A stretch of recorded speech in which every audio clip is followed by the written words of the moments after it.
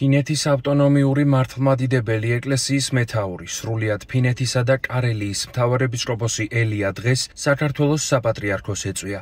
სტუმარი საპატრიარქო ტახტის მოსაყდრემ, სენატისა და ჩხოროწყუს მიტროპოლიტმა შიომ მიიღო. შედგა გაცნობითი ხასიათის შეხვედრა. მხარეებმა ისაუბრეს თანამედროვე ეპოქაში არსებულ პრობლემებსა და ეკლესიის როლზე.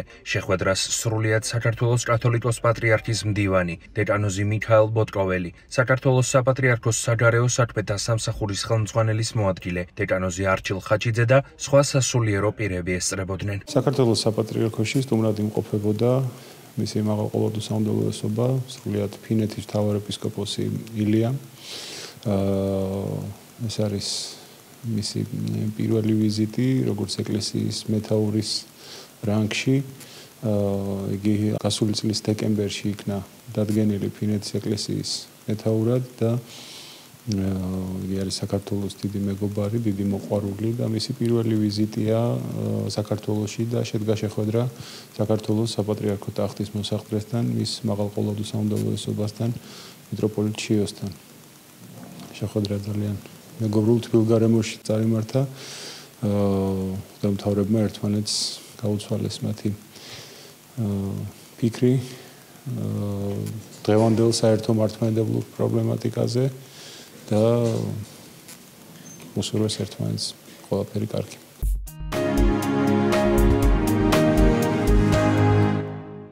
1 ნოემბერს სასტუმრო ბილტმორში მრავალშვილიანი ოჯახების დაჯილდოების ცერემონია გაიმართა. ათონის წმინდა მთის ვატოპედის მონასტრის წინამძღვარმა არქიმანდრიტმა ეფრემმა საქართველოში მცხოვრებ 27 ოჯახს ფულადი პრემია და ხატები საჩუქრად გადასცა. ღონისძიების ფარგლებში დაჯილდოვდა 14 სასულიერო და 13 საერო პირი, რომლებსაც 10-ან მეტი შვილი ჰყავთ. შეხვედრის მონაწილეებს სიტყვით მიმართა არქიმანდრიტმა ეფრემმა. მან რწმენაზე, მრავალშვილიან ოჯახებსა და დემოგრაფიულ პრობლემაზე ისაუბრა. ღონისძიებას საქართველოს საპატრიარქოს საზოგადოებასთან ურთიერთობის სამსახურის ხელმძღვანელი, დეკანოზი ანდრია ჯაღმაიძე, სხვა სასულიერო პირები, ვატოპედის მონასტრის წევრები, ხელოვანები და სხვადასხვა სფეროს წარმომადგენლები ესწრებოდნენ. აქ არის 27 ოჯახი, მათ 10-ზე მეტი შვილი ჰყავთ.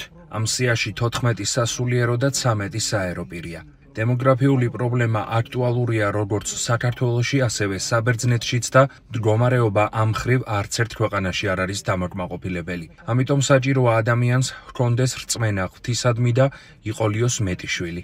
ვატოპედის მონასტრის წინამძღვარმა არქიმანდრიტმა ეფრემმა სიტყვით გამოსვლისას სრულიად საქართველოს კათოლიკოს პატრიარქზე ისაუბრა. ახლა მე საჯარო აღსარებას ვიტყვი. ეს დღეები საქართველოში რომ ვარ, როცა ვიცი რომ პატრიარქი არის საპატრიარქოში და ლოცულობს ყველა ჩვენგანისთვის. უკვე გრძნობ რომ ეს არის საქართველოსთვის დიდი უსაფრთხოება. თუნდაც არაფერი გააკეთოს და მხოლოდ ილოცოს თავისი ქვეყნისთვის. მისი ლოცვა ყველაფერს ცვლის საქართველოსთვის, როგორც ნამდვილი სულიერი მამა, მხოლოდ ლოცვითაც აკეთებს ყველაფერს. ათონის წმინდა მთის დიდი მონასტრის, ვატოპედის დიდი მონასტრის იღუმენია საქართველოში ჩამოსული არქიმანდრიტი ეფრემი და შესაბამისად ჩვენ გვეძლევა შესაძლებლობა ვეზიაროთ მრავალსაუკუნოვან უწყვეტ ტრადიციას სულიერი ცხოვრების პრაქტიკისა.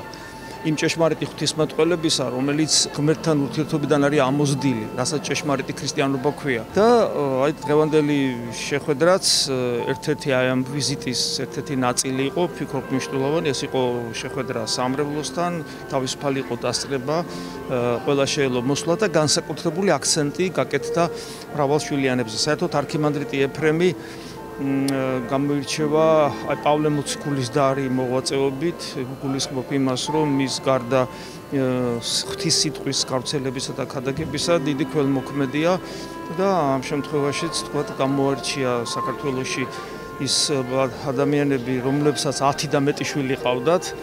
ბერძენია და იცის რა საბერძნეთშიც არის პრობლემა და საქართველოშიც ეს როცა თქვათ დემოგრაფიულ პრობლემას გულისხმობ და იცის ეს ტკივილი მისთვის ახლობელია და გამოცდილი აქვს თან თვითონ მრავალშვილიანი ოჯახიდან არის და ამიტომ გამოარჩიეს ადამიანები, მათ შორის ძალიან ბევრი იყო სასულიერო პირი და დააჯილდოვა და ეს ძალიან ესეთი ემოციურ და ლამაზ ესეთ გარემოში გაკეთდა და ამავე დროს რა თქმა უნდა იყო ღვთის სიტყვის ქადაგება, რაც უპირველესი მოვალეობაა ქრისტეს ღვთლისა, როგორც არის ამ შემთხვევაში არქიმანდრიტი ეფრემი. მადლობა ღმერთს. ის დიდი იოსებ ისიქასტის მემკვიდრეა, დიდი წმინდანის, მე-20 საუკუნის უდიდესი წმინდანის იოსებ ისიქასტის მემკვიდრეა და მისი სიტყვა შესაბამისად მადლის მიერი ცეცხლოვანებით გამოირჩევა. მე რა თქმა უნდა მადლობელი ვარ უფლისა, რომ ჩვენ სამრევლოს წილად ხვდა, რომ დღევანდელი შეხვედრის ორგანიზება გავიკეთებია. ჩვენთან სამრევლოში ეკლესიის ჯვრის ამაღლების სატაძრო კომპლექსში არის გრიგო ხანძთელის სახელობის განათლების კერა და კონკრეტულად აი ამ განათლების კერამ გააკეთა ორგანიზება დღევანდელი შეხვედრის. უპირველეს ყოვლისა მადლობელი ვარ ღმერთის დღევანდელი დღისთვის, ასევე მადლობელი ვარ გერონდასთვის, მე გერონდას ამ თბილი დალოცვისთვის, საჩუქრისთვის, იმ დაფასებისთვის, რომელიც მრავალშვილიანებს, მე გახლავთ 10 შვილის მამა დავით ჯინჭარაძე, მეუღლესთან ერთად, ნათია საოლკოძესთან ერთად, მადლიერები ვართ დღევანდელი დღისთვის და მადლობა ყველა ორგანიზატორს ამ დიდებული საქმისთვის.